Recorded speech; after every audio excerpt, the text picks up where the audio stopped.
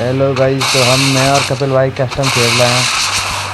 देखते हैं कौन जीतता है। वैसे तो इसमें अब गन लगो तो चल ठीक है। ग्राउंड मेरा निकल गया।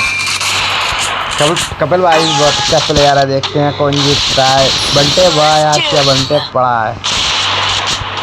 कपिल भाई को मैंने बोला था मेरे से ना करे कस्टम। मैंने कहा था मेरे फ्री फायर डिलीट कर दूंगा, मैंने तेरे हार गया तो। और कपिल मान ही नहीं रहा। आप क्या कर सकते हैं भाई। वो कह रहा था बना ले तो मैंने बना लिया। ये देखो भाई 4 राउंड हो चुके हैं, अभी तक उसका कुछ जवाब नहीं है। मेरी तरफ से जा रहा है पूरा स्कोर, देख सकते हो आप।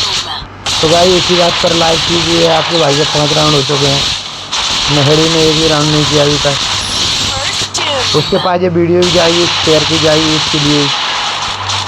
तो भाई आप सब्सक्राइब कीजिए, लाइक कीजिए, फॉलो कीजिए। देख सकते हो आप क्या गेम प्ले रहा मेरा।